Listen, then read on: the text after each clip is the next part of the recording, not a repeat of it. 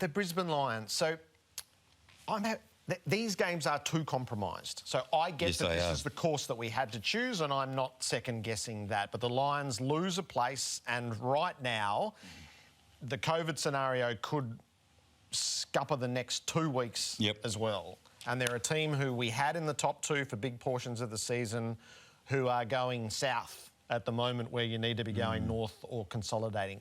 So don't get me wrong, they have real issues in their team, but you take those 5 players out. We watched just through injury when they lost a couple of players ahead of the Melbourne game and the impact that had on the team. They couldn't absorb this. It didn't surprise me at all that they lost. The only way I felt they could win yesterday at the start was to be maniacal in their approach. Yeah, and they weren't, and that sits on them. Yeah, it does. I mean, we can sit there and make excuses, right? Was it 9 changes? OK, that's big. They actually had a lot of good players still playing, OK? Their key forwards didn't stand up. Charlie Cameron didn't have a good game. McCluggage, they still had McCluggage, Neil in the midfield. They had some players, but they just didn't stand up. And they, you know, we've spoken about this for a decade now.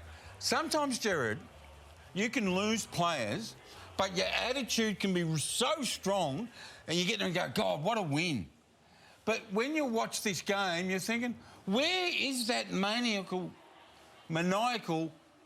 attack on the... Where was it? To compensate for the bad luck, for the wretched circumstance. And it really roused them, and they weren't aroused. They weren't properly aroused. So, again, that's the coaches department look at that. Does the players look at that in review? Did they take it easy? Oh, it's Essendon. If they did, that's criminal. Yeah, if they did that. They knew they were up against it. And then what reaction would that prompt?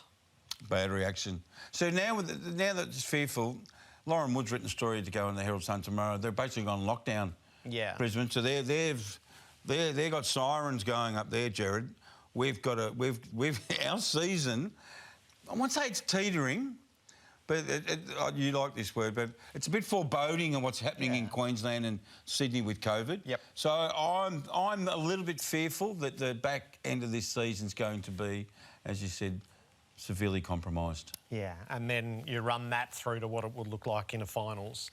You don't want to think that. Not at the moment, and a lot rests on what real life looks like over the next 2 months in Australia, doesn't it?